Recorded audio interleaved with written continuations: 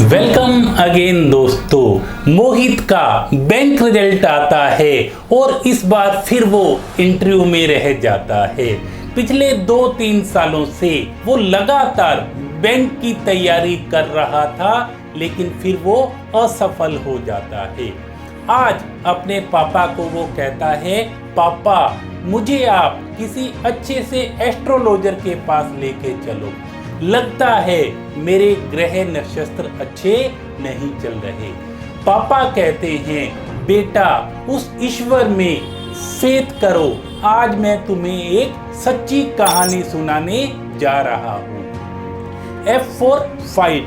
बेटा जब भगवान कृष्ण कौरवों के पास पांडवों के लिए 5 जगह मांगने जाते हैं, 5 गांव मांगने जाते हैं और ये कहते हैं पांडव आराम से रहेंगे, तुम भी आराम से रहना, कोई लड़ाई झगड़ा नहीं होगा, प्रेम प्यार से रहो।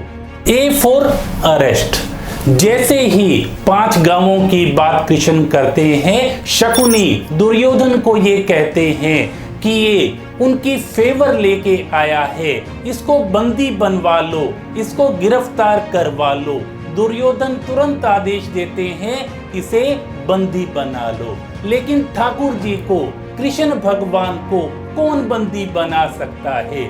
और उन्होंने पहली बार अपनी ऊर्जा को दिखाया और इनविजिबल हो गए और ये कहा अब युद्ध होगा।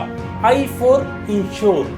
दूसरी ओर धृतराष्ट्र ने अपने राज ज्योतिषों को बुलाया, एस्ट्रोलॉजर को बुलाया, ये जानने के लिए कि दुर्योधन की जो ग्रह नक्षत्र हैं वो कैसे चल रहे हैं, क्या उन्हें राजपाट मिलेगा या नहीं मिलेगा।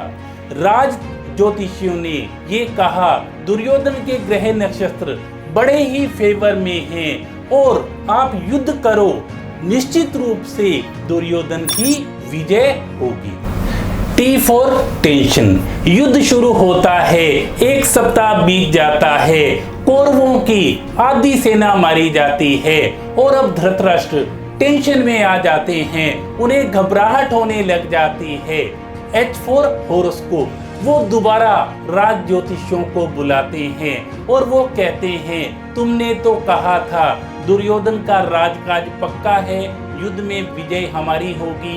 राज ज्योतिष दोबारा से कुंडली देखते हैं और कुंडली देखने के बाद ये कहते हैं, कोई तो वहां है जिसने ग्रह नक्षत्रों की दशा को बदल दिया है, समय की परिधि से भी वो परे है। वहां पे विदुर भी बैठे होते हैं और विदुर कहते हैं कृष्ण है वहां, विदुर कहते हैं कृष्ण है वहां।